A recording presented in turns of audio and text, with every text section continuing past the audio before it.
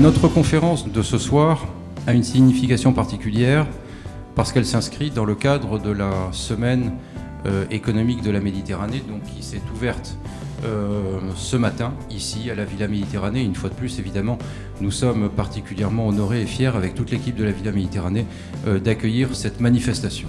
Avec deux enjeux finalement, deux enjeux principaux. Le premier, c'est de faire tout ce que nous pouvons, nous, aujourd'hui, pour que la génération qui suit, c'est-à-dire nos enfants, vivent dans une Méditerranée de paix et de coopération, et si possible de prospérité, mais enfin de partage plus efficace, plus égalitaire de la richesse économique.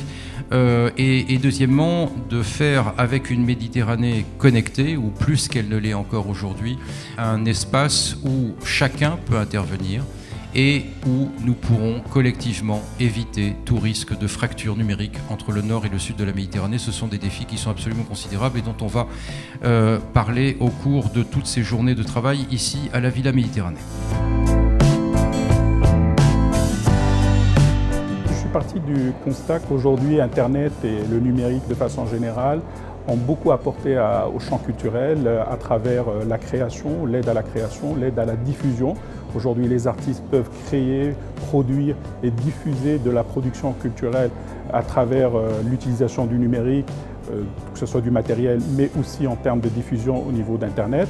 Et je me suis posé la question, faut-il pour autant abandonner les politiques culturelles, c'est-à-dire l'aide de l'État? Et donc aujourd'hui, on peut dire que l'État doit rester, malgré cette importance du numérique dans la production et la diffusion culturelle, à travers notamment l'aide à la création de contenus culturels sur Internet, parce qu'aujourd'hui, Internet peut favoriser l'émergence d'une production de quantité au détriment de la qualité.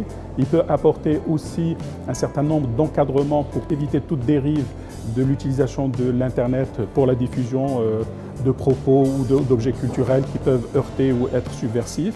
Les politiques culturelles peuvent aussi aider les acteurs, que ce soit les citoyens, que ce soit tous les consommateurs des objets culturels, à se former à l'utilisation d'Internet, à se former à l'utilisation du numérique, parce que sans cela, les dérives peuvent être extrêmement délicates. Et donc aujourd'hui, l'État doit rester acteur clé dans la politique culturelle, à côté des acteurs et des opérateurs d'Internet qui, eux, effectivement, ont apporté en peut-être 2 décennies ce que n'a pas réussi à faire les États pendant 2 siècles en matière de démocratisation culturelle.